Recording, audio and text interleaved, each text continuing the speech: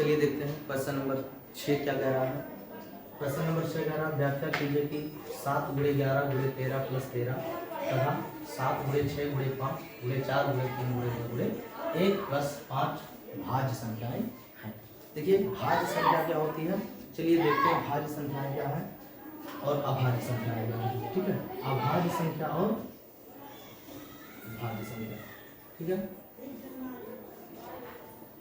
अभाज्य संख्याओं में सिर्फ एक ही गुणनखंड होता है। ठीक है, अभाज्य संख्याओं में क्या होता है, एक ही गुणनखंड होता है, जबकि भाज्य संख्याओं में दो या दो से अधिक गुणनखंड होते हैं। ठीक है, तो यही दिखाना है। जैसे देखिए ये 7 है, 7 क्या है, अभाज्य संख्या है। तो 7 में जो होता है 7 का कोई और गुणनखंड नहीं है, 7 का गुणनखंड कुछ नहीं होता है। ठीक है, एक जो है वो एक को छोड़ दिया जाए। ठीक है, एक को छोड़ करके बाकी कोई गुणनखंड इसका नहीं होता है। तो 7 जो है 7 गुणे 1, बस इसके अलावा कोई और गुणनखंड इसका नहीं होता। लेकिन भाज्य संख्याओं में क्या है, भाज्य संख्याओं में 2 या 2 से ज्यादा गुणनखंड होते हैं। बस यही हमको सिद्ध करके बता देना है कि इसमें 2 या 2 से ज्यादा गुणनखंड हैं। ठीक है, चलिए देखते हैं।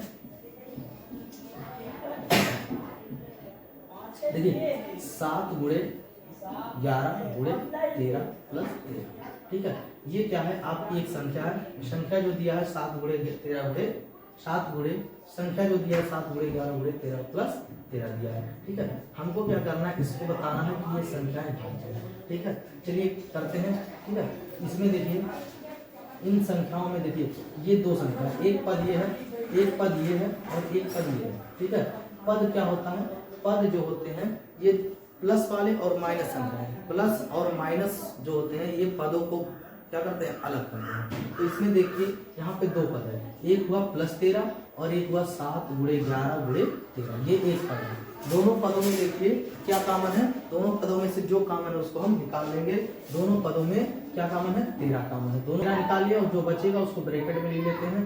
7 बचा है गुणे 11 बचा है और क्या बचा है, इधर प्लस 1 बचा है। देखिए यहाँ से 13 जब निकल गया तो क्या बचा, 1 बचा। ठीक है, क्योंकि 13 क्या होता है, 13 गुणे 1, जब 13 निकाल लेंगे तो क्या बचेगा, 1 बचेगा। समझ में आया। तो इस प्रकार से इसमें देखिए क्या बचा है, 13 और ब्रैकेट में 7 का गुणा 11 कराएंगे 77 हो जाएगा प्लस 1। ठीक है, अब यहाँ देखिए 13 और ये हो जाएगा 78। ठीक है, 78 हो जाएगा।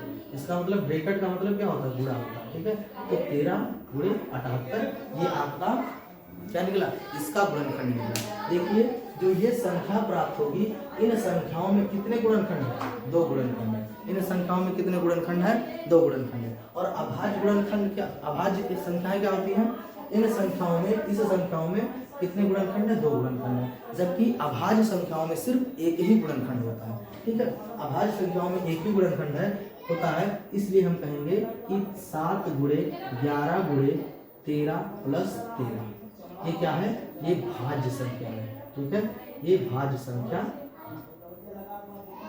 समझ में आया क्या है, कि अभाज्य संख्याओं में सिर्फ एक ही गुणनखंड होता है, इसलिए हम इसको कहेंगे, इसमें देखिए 2 गुणनखंड है, इसलिए हम इसको कहेंगे ये भाज्य संख्या है। क्योंकि इसमें कितने गुणनखंड मिल गए, हमें 2 गुणनखंड मिल गए। समझ में आया। चलिए इसका भी देख लेते हैं, सेम ऐसे इसको भी करेंगे। देखिए दोनों संख्याएं जो है 7 गुणे 6 गुणे 5 गुणे 4 गुणे 3 गुणे 2, ठीक है, गुणे 1 प्लस। चलिए इसमें से कर लेते हैं। देखिए दोनों संख्याओं में क्या कॉमन है, देखिए इसमें से 5 और इसमें से 5, दोनों में 5 कॉमन है, हम 5 निकाल लेंगे और यहाँ हो जाएगा 7 गुणे 6 गुणे 4 गुणे 3 गुणे 2 और गुणे 1 लिखें या ना लिखें। गुणे 1 का मतलब अगर किसी संख्या में इसका गुणा कर रहे हैं तो कुछ प्रभाव नहीं पड़ता है, इसलिए 1 नहीं लिख रहे हैं। ठीक है, चलिए इनका गुणा कराते हैं। जब इनका गुणा कराएंगे तो 7 छक 42 42 और 7 छक 42 42 गुना 84 और 84 गुणे 12 जब करेंगे तो 1008 आएगा। ठीक है, 1008 में 5 जोड़ देंगे। ठीक, तो यहाँ आ जाएगा 5, 1008 में 5 जोड़ देंगे। ठीक, तो यहाँ आ जाएगा 5 गुणे क्या है, देखिए आएगा 5 गुणे ये क्या हो जाएगा 1013 हो जाएगा। ठीक है, तो इस प्रकार से देखिए इनके भी क्या हो गए, 2 गुणनखंड निकल गए। इनके भी कितने गुणनखंड निकले, 2 गुणनखंड निकले। तो इसको भी हम क्या बोलेंगे, इनमें दो गुणनखंड प्राप्त हो रहे हैं, अतः ये क्या है? भाज्य संख्या है। समझा है? ये क्या है? भाज्य संख्या है। क्यों? क्योंकि इनके गुणनखंड में क्या मिला है? इनके गुणनखंड में दो गुणनखंड मिला है। ठीक है, इनको जब हल किया गया तो इनमें देखा जा रहा है कि ये दो गुणनखंड इनमें मिल रहे हैं, इसलिए ये संख्या क्या होंगे? भाज्य संख्या होंगे, क्योंकि भाज्य संख्याओं में दो या दो से अधिक गुणनखंड होते हैं। समझ में आया? आइए देखते हैं प्रश्न नंबर 7। प्रश्न नंबर 7 क्या कह रहा है? कह रहा है कि किसी खेल के मैदान के चारों ओर एक वृत्ताकार पथ है।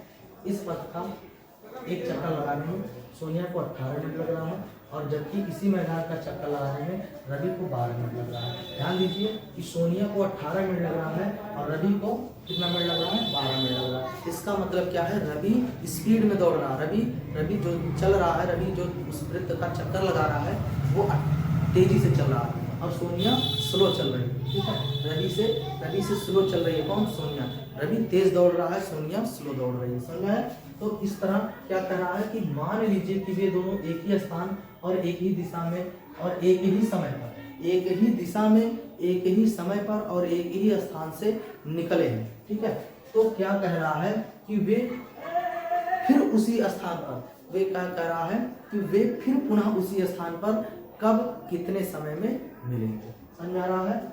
क्या करेंगे आप? देखिए, ये मान लीजिए वृत्ताकार पथ है। ठीक है, ये आपका वृत्ताकार पथ है और इस वृत्ताकार पथ पर रवि और सोनिया को दौड़ना है। ठीक है, ये मान लीजिए बिंदु है, इस पर रवि और सोनिया दोनों लोग यहाँ पर खड़े हैं। ठीक है, और यहीं से क्या करना है? रवि और सोनिया दोनों लोग यहीं पर, रवि और सोनिया ये दोनों लोग यहीं पर खड़े हैं। अब इस पर क्या करना है? इन दोनों को इस वृत्ताकार पथ पर दौड़ना है। ठीक है, रवि देखिए, रवि 12 मिनट में इसका एक चक्कर लगा रहा है। मतलब क्या है कि रवि तेज दौड़ रहा है। ठीक है, रवि क्या कर रहा है? इस वृत्ताकार पथ को 12 मिनट में और सोनिया इसी वृत्ताकार पथ को 18 मिनट में दौड़ करके पूरा कर रही है। कहने का मतलब क्या है कि रवि जो दौड़ रहा है, रवि स्पीड में दौड़ रहा है, रवि तेजी से दौड़ रहा है और सोनिया रवि से स्लो दौड़ रही है। स्पीड से दौड़ रहे हैं कि 18 मिनट में वो एक चक्कर पूरा कर रहा है, 12 मिनट में वो एक चक्कर पूरा कर रहा है। तो हम क्या करेंगे? दोनों के समय का क्या निकाल लेते हैं? एलसीएम निकाल लेते हैं। और जब एलसीएम निकालेंगे तो उस एलसीएम में जो सबसे छोटा मल्टीपल्स कॉमन होगा वही क्या हो जाएगा? यही इसका आंसर हो जाएगा। ठीक है, तो देखते हैं इसका हम क्या निकालेंगे? इसका हम एलसीएम निकालेंगे। तो एलसीएम अभी बताए हैं, अभी इसके पहले वाले वीडियो में बताए हैं कि एलसीएम का मतलब होता है लोवेस्ट कॉमन मल्टीपल्स। क्या होता है? लोवेस्ट कॉमन मल्टीपल्स होता है। ठीक है, कि इनके मल्टीपल्स में जो सबसे छोटा नंबर कॉमन होता है वही क्या कहलाएगा? इसका मल्टीपल्स कहलाएगा। समझ में आया? तो देखते हैं 18 का हम मल्टीपल्स निकालेंगे तो 18 हो जाएगा, 36 होगा, 54 होगा, 72 होगा, 90 होगा, 108 होगा, 126 होगा, 144 होगा, 162 होगा, 162 होगा, 180 होगा, 198 होगा। इस प्रकार से 18 के मल्टीपल्स होंगे और 12 के मल्टीपल्स होंगे।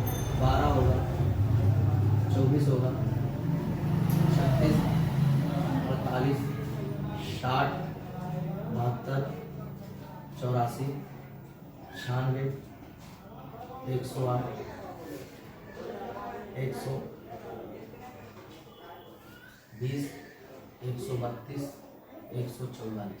ठीक है, इस प्रकार से 18 के मल्टीपल्स 18, 36, 54, 72, 90, 108, 126, 144, 160, 180, 198 होगा। ठीक है, और 12 के मल्टीपल्स होंगे 12, 24, 36, 48, 60, 72, 84, 96, 108, 120, 132 और 144 होंगे। तो इस प्रकार से एलसीएम जो निकालना है, इसका एलसीएम क्यों निकालना है? जब कोई ऐसा पर्सन पूछे कि दो लोग दौड़ रहे हैं या दो कार दौड़ रहा है या दो वस्तु गति कर रहा है और वो फिर पुनः कब मिलेंगे, तो ऐसे क्वेश्चन में हम क्या निकालते हैं, एलसीएम निकालते हैं। समझ में आया? तो इनमें क्या है, इनका हम एलसीएम निकालेंगे, लोवेस्ट कॉमन मल्टीपल्स निकालेंगे।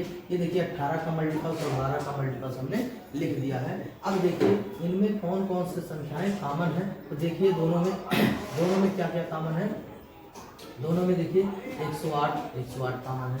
दोनों में क्या कॉमन है, 108 कॉमन है। ठीक है, दोनों में और क्या कॉमन है, 36 कॉमन है। ठीक है, दोनों में और कौन कॉमन है, 144 कॉमन है। ठीक है, ये संख्याएं दोनों में कॉमन है। ठीक है, देखिए 36 कॉमन है।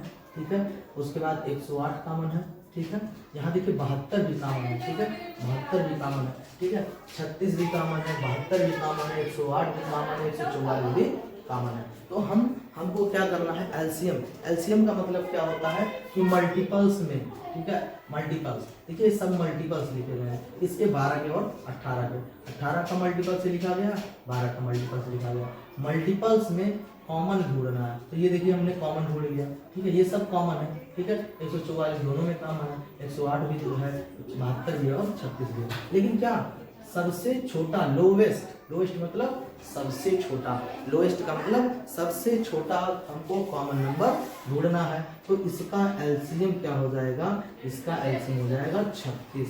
इसका एलसीएम क्या हो जाएगा, 36। तो कहने का मतलब क्या है कि ये दोनों कब मिलेंगे, ये दोनों 36 मिनट बाद, 36 मिनट बाद रवि और सोनिया पुनः उसी स्थान पर